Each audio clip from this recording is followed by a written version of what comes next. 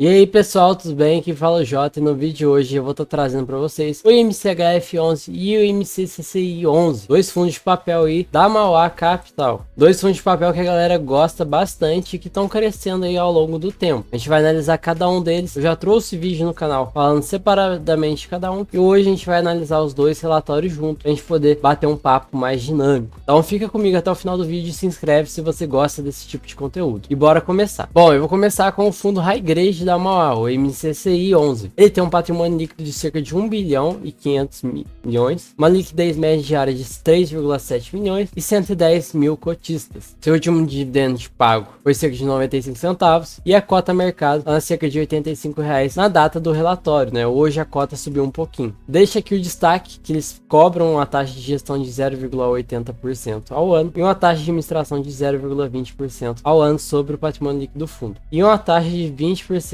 performance, né, de 20% do que excedeu o CDI. Eu falo pra vocês, taxa de performance eu não gosto, não tinha que ter. Porque é aquele negócio, quando o fundo tá bem, você tem que me pagar. E quando o fundo tá mal, acontece uma queda aí por causa de algum problema, tem a taxa de desperformance? Não tem, né? Então isso que eu acredito que não deveria ter nos fundos imobiliários. A partir do momento que os fundos começarem a fluir isso daqui, muitos fundos vão estar crescendo ainda mais. Vamos lá, comentários do gestor. Já adiantando que o fundo não teve movimentações este mês, então ele vem mantendo-se estável em relação à compra de CRIs ou outras coisas, ou giro de carteira. E ele pagou cerca de 95 centavos por cota, só que aqui tem que deixar um destaque. O fundo utilizou cerca de 16 centavos de reserva para poder acompanhar, né, para poder suprir o rendimento do mês. A gente tem que ficar de olho para ver como é que vai ser. E ele fala aqui que 100% dos CRIs estão adimplentes e alguns CRIs, como o CRI Vogue Square, já foi pago, tudo mais, sem utilização do fundo de reserva. Então, mais tranquilo. Então, como eu falei para vocês, o fundo utilizou 16 centavos de reserva acumulada, então a gente tem que aguardar para ver como é que vai ser. E a taxa média da carteira, a cota patrimonial está no IPCA mais 8% ao ano. A gente compara com o KNSC, por exemplo, que também é um fundo mais pro high grade, a gente vê uma taxa de IPCA até mais baixa. E ele começa que a distribuição de dividendos para esse primeiro semestre de 2023 deve manter em 95 centavos. Então até junho aí, a gente espera aí que tá recebendo 95 centavos todo mês. Depois a gente vai esperar para ver como é que vai ser. Aqui mostra então, a gente vai ter distribuição ainda. O KNCC, o MCCI, ele é um fundo que os relatórios demoram um pouco mais para sair. Então aí pro mês de maio ele já pagou os 95 centavos e pro mês de junho também ele anunciou isso daí. Então a gente tem que esperar para ver como é que vai ser agora em julho, depois, para ver como é que vai ser em relação à distribuição de dividendos. Aqui eu vou até dar um zoom para vocês, para ficar mais um pouco dinâmico. A gente vê que o fundo vem sofrendo um pouquinho para conseguir ganhar na cota mercado mais dividendos do CDI. Tá perdendo pro CDI. Então a gente tem que começar a analisar esse tipo de situação. Porque se você deixar seu dinheiro lá no CDI, lá em 2019, estaria ganhando, né? Mas é aquele negócio também que a gente tem que analisar. A cota deu uma queda bem grande aqui nesse relatório e tudo mais. Então agora que ela já tá acima dos 90, deve ter passado. Então já traz um pouco de tranquilidade, mas é um ponto de atenção. E aqui vamos dar uma olhadinha na DRE do fundo. Como eu falei, ele utilizou 16 centavos de reserva, mas ainda tem 14 centavos de reserva acumulada aí para os próximos meses. E eu acredito sim, ele deve utilizar aí para estar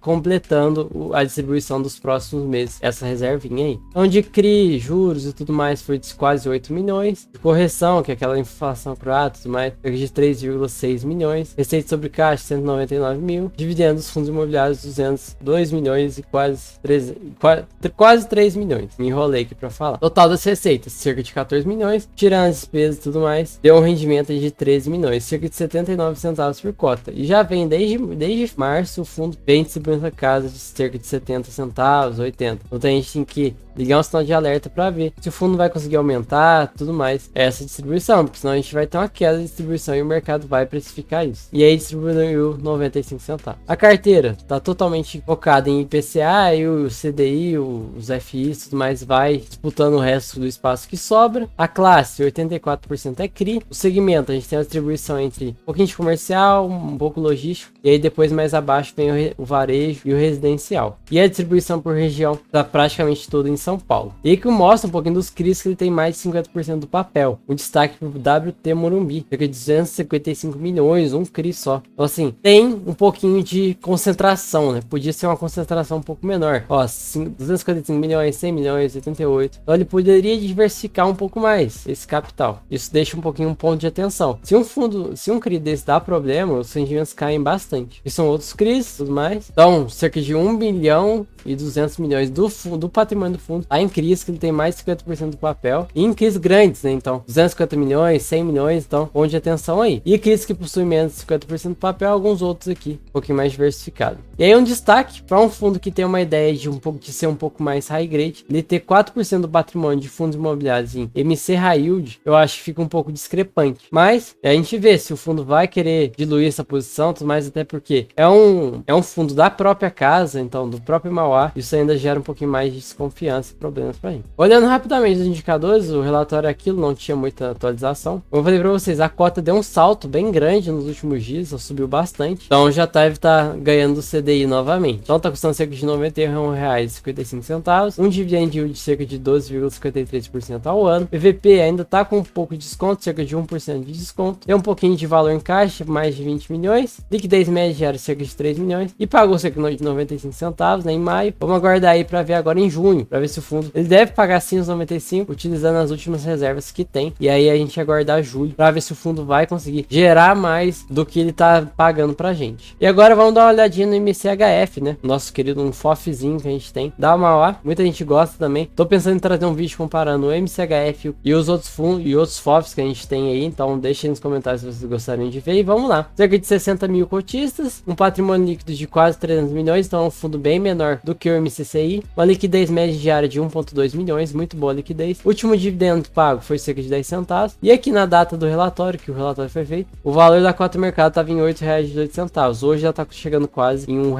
em R$ 9.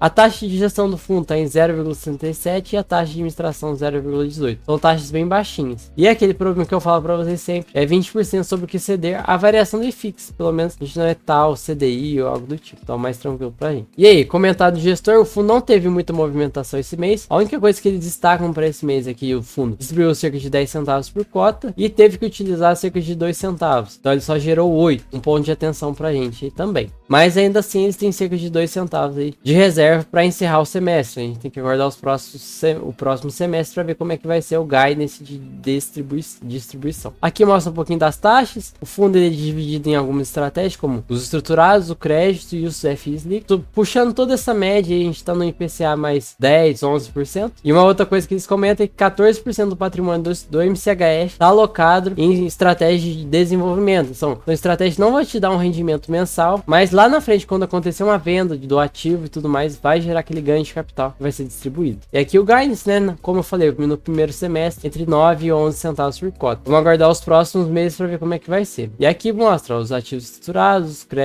os de crédito, né, que são os CRIs, e os fundos imobiliários. Então 48% são os estruturados, está no IPCA mais 12, então uma taxa muito alta. Os CRIs representam 25% da carteira, está em IPCA mais 10%, e os FIs cerca de 23% da carteira. Os estruturados ainda representam grande parte da carteira. Aqui a distribuição, todo esse semestre ficou na casa dos 10 centavos, deve encerrar em junho também distribuindo 10 centavos, e aí a gente aguarda para ver julho, agosto, setembro, outubro e dezembro como é que vai ser, se o fundo vai conseguir aumentar os dividendos, se vai diminuir e tudo mais. Aqui a DRE dele ainda tem 2 centavos de reserva, como eu falei para vocês. Em abril, estruturado gerou 1,3 milhões, CRIs 1,1 milhões, FIs, né, os rendimentos cerca de 750 mil, receita sobre caixa 90 mil. Isso tudo gerou, tirando as despesas, cerca de 3 milhões 65 mil, uma distribuição final de 10 centavos por cota. Então utilizou um pouquinho desse exército para contribuir com os dividendos. E aqui é a tabela consolidada do portfólio do fundo. A gente tem o MC High